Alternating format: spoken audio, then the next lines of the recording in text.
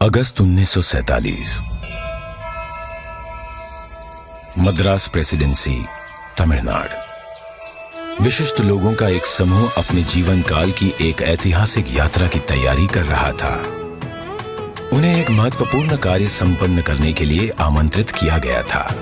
एक शासक से दूसरे शासक को सत्ता हस्तांतरण की प्रक्रिया को विधि विधान के साथ पूर्ण करने का कार्य सौंपा गया था। किस दिशा में कूच कर रहे थे ये लोग? दिल्ली। भारत अपनी स्वतंत्रता के समीप था। ब्रिटिश शासन से मुक्ति की बेला थी। स्वराज के लिए संघर्ष में हजारों गिरफ्तार हुए और मारे गए, और दशकों बाद राष्ट्र अपनी लक्ष्य के समीप था। वो लक्ष्य था स्वाधीनता, स्वतंत्रता। अब अंतिम वाइसरॉय लॉर्ड माउंटबेटन को एक महत्वपूर्ण कार्य करना था, भारतीयों को उनका स्वराज्य सौंपने का कार्य। परंतु उनके सामने एक सवाल था, स्वराज्य को किस प्रकार सौंपा जाए। ऐसे में हाथ मिलाने की रस्म शायद ही काम आए। तो इस गौरवशाली क्षण के प्रतीक के रूप में कौन सी रस्म अपनाई जाए? उन्होंने पंडित जवाहरलाल नेहरू के सामने अपना ये सवाल रखा। यह एक उचित सवाल था जिसके बारे में विचार विमर्श की आवश्यकता थी। नेहरू जी ने यह प्रश्न जाने माने स्वतंत्रता सेनानी श्री सी राजगोपालाचारी के सामने रखा, जिन्हें राजा जी के नाम से जाना जाता था। वे तमिलनाडु से थे। नेहरू राजा जी की विद्वता और भारतीय परंपराओं और सभ्यताओं पर उनके ज्ञान का सम्मान करते थे। राजा जी को इसका समाधान भारत के गौरवशाली अतीत में मिला। तमिलनाडु के चोला साम्राज्य में, जो भारत के प्राचीनतम और दीर्घकाल तक चलने वाले साम्राज्यों में से एक था, एक चोला सम्राट से दूसरे सम्राट को सत्ता का हस्तांतरण नीति परायणता के प्रतीक अर्थात सेंगोल सौंप कर किया जाता था। भगवान शिव के आशीर्वाद का आवाहन करते हुए उस समय के महंत द्वारा सेंगोल को आशीष प्राप्त होता था। क्योंकि चोला शिव के प्रबल भक्त थे, उनके द्वारा स्थापित हजारों वर्ष पुराने मंदिरों में आज भी पूजा की जाती है। राजा जी ने इसी परंपरा और समारोह के आयोजन की सलाह दी, जिसे नेहरू जी ने स्वीकार किया। राजा जी ने बिना समय गवाए इस समारोह के लिए प्रमुख धार्मिक मठ या आश्रम तिरुवावड़दुराई आदीनम से संपर्क किया, जिसे 5 सदियों पहले स्थापित किया गया था, और ये तब से चोला भूमि के केंद्र में स्थित है और आज तक कार्यरत है। तत्कालीन मठ प्रमुख 20वें गुरु महासन्निधानम श्रील श्री अंबलवाना देसिका स्वामी ने अपनी अस्वस्थता के बाद भी इस कार्य को स्वीकार किया। उन्होंने सेंगोल बनाने का दायित्व मद्रास के प्रसिद्ध स्वर्णकार वुम्मड़ी बंगारू को सौंपा।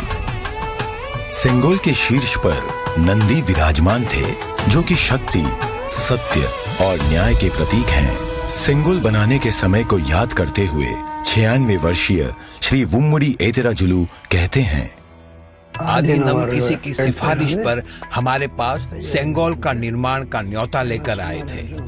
उन्होंने हमें इसके चित्र दिखाए। यह एक गोल लंबाकार वस्तु थी, जिसे बिल्कुल वैसे ही बनाना था। यह एक महत्वपूर्ण स्थान पर जा रहा था, इसलिए उच्च गुणवत्ता आवश्यक थी। हमें इसके निर्माण का आदेश मिला। यह चांदी से बना था, जिस पर सोने की परत थी। आधीनम के सानिध्य में इस निर्माण से जुड़कर मैं बहुत ही प्रसन्न था। स्वतंत्रता सबके लिए गौरवशाली क्षण था, पर आधीनम द्वारा हमें सेंगोल निर्माण का दायित्व सौंपने से उस क्षण का महत्व बढ़ गया था। परम पावन मठ प्रमुख ने उप प्रमुख श्रील श्री कुमारस्वामी तंबिरान, आदिनम के ओदुवार विशेष गायक माणिक्यम और नादस्वर विद्वान TN राजरत्नम पिल्लई को आयोजन संपन्न कराने का दायित्व सौंपा। ये दल एक विशेष विमान से दिल्ली पहुंचा। 14 अगस्त 1947 की रात्रि को श्रील श्री कुमारस्वामी तंबिरान ने रीतिनुसार सेंगोल को लॉर्ड माउंटबेटन को सुपुर्द किया। और लॉर्ड माउंटबैटन से उसे पुनः स्वीकार किया। तत्पश्चात सेंगोल पर पवित्र जल छिड़का गया। शोभा यात्रा के रूप में इसे पंडित जवाहरलाल नेहरू के पास ले जाया गया।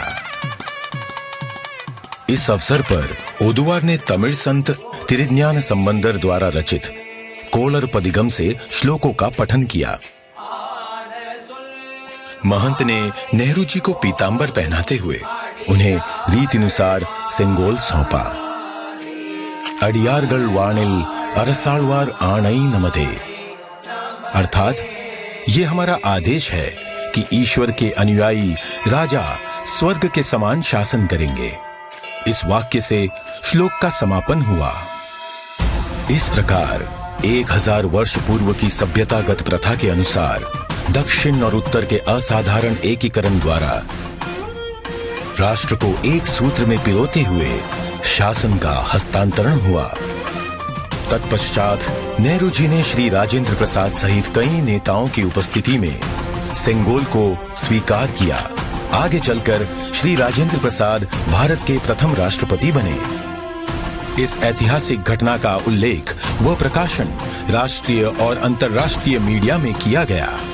25 अगस्त 1947 की टाइम पत्रिका ने भी इसे प्रकाशित किया।